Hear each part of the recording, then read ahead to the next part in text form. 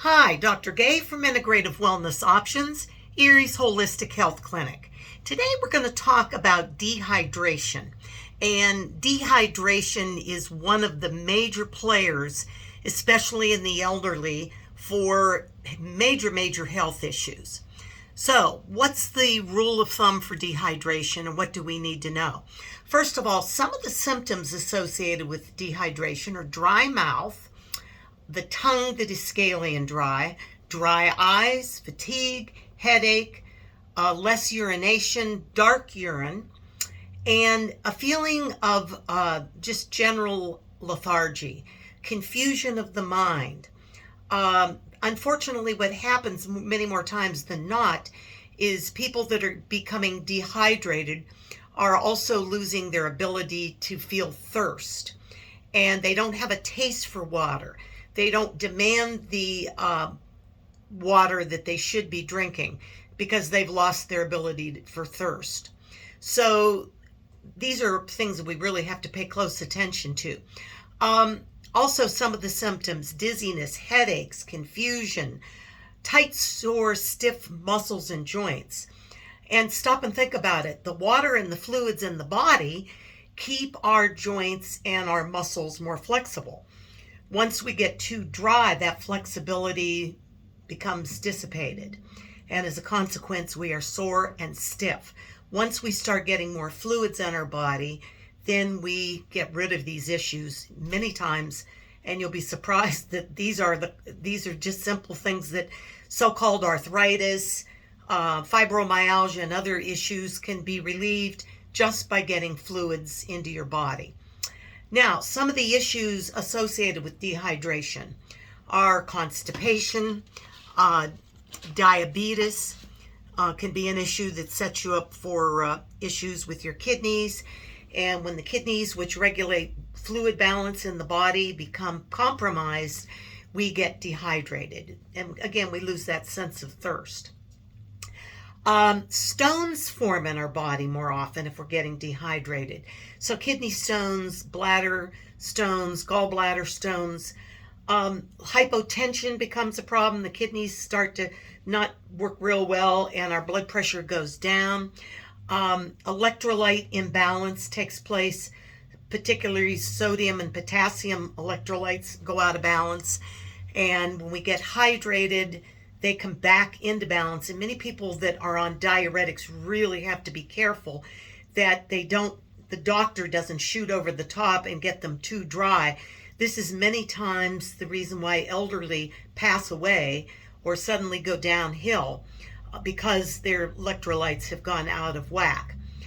One of the things that I always tell people to be careful of is if a loved one or even yourself has a test for electrolyte imbalance and you're low normal and potassium, magnesium, and sodium, that means at the cellular level you're really in bad shape. And that's generally when they want to give you electrolytes. And so that's why they occasionally test you, but oftentimes they don't move fast enough when they see you're low normal, because they consider that normal when the reality of it is low normal means at the cellular level you have very little potassium and sodium, enough to make your system hydrated. Some of the causes of dehydration are drug therapy, as we mentioned, with diuretics and other drugs. Be careful that they don't have a diuretic ability. Even coffee has a diuretic ability. So you want to make sure you're not drinking too much coffee, especially if you're on diuretics. Profuse sweating can throw you into a state of dehydration. So if you're exercising in high humidity and high heat, you will sweat more. And as a consequence of that, you'll dry up more. And make sure that you're supplying the fluids that you're losing when you're exercising. So profuse sweating from temperatures, even if it's a cold temperature, the air's dry, you can become dry as you can if it's very humid and hot. Diarrhea and vomiting can create dehydration. And again, hot and cold weather we have to be very careful of.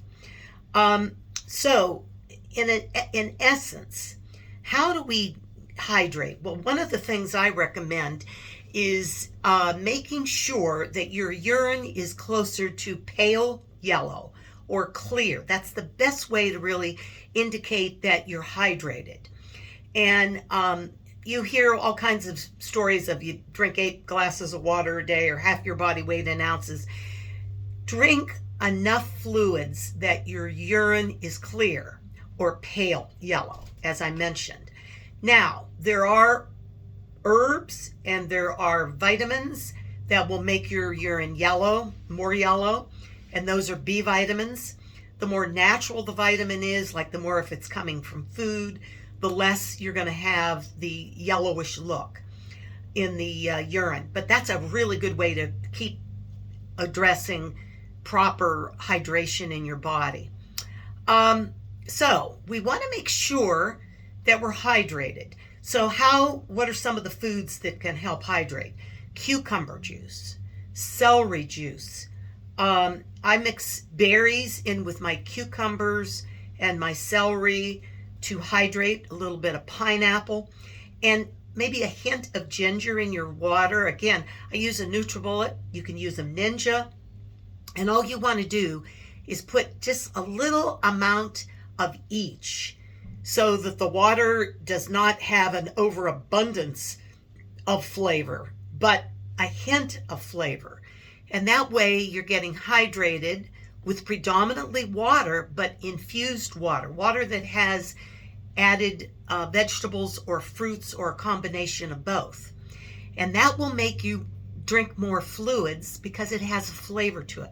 Many people don't like the flavor of water, so this is a great way to enhance your ability of getting those fluids into your body on a regular continuum. Okay, so stay hydrated, stay healthy, and stay happy. Bye-bye now.